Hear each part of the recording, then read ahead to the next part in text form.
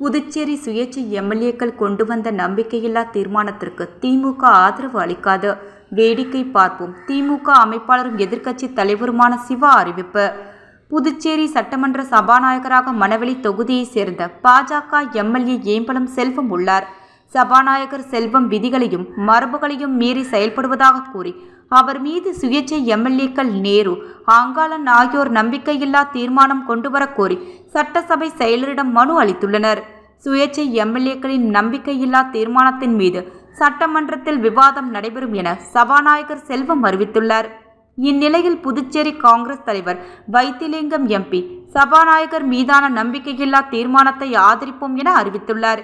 இதுகுறித்து திமுக மாநில அமைப்பாளரும் சட்டமன்ற எதிர்க்கட்சி தலைவருமான சிவா செய்தியாளர்களுக்கு அளித்த பேட்டியில் 2 சுயேட்சை எம்எல்ஏக்கள் சபாநாயகர் மீது நம்பிக்கையில்லா தீர்மானம் கொண்டு வந்துள்ளனர். ஒருவர் பாஜகவின் பீட்டியமாக செயல்படும் சுயேட்சை, அதோடு சட்டமன்றத்தில் சபாநாயகர் பாரபட்சமாக செயல்படுகிறார்.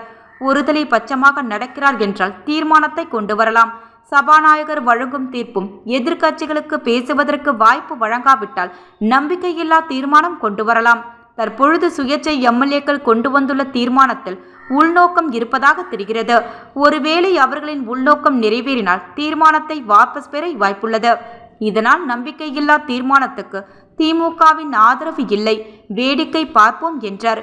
காங்கிரஸ் ஆதரவு என்பது அவர்கள் முடிவு. திமுகவை கலந்து காங்கிரஸ் தலைவர் வைத்திலிங்கம் அறிவிக்கவில்லை. காங்கிரஸ் தீர்மானத்தை கொண்டு வந்தால் தலைமையிடம் கலந்து பேசி முடிவு செய்யப்படும் என சிவா கூறினார்.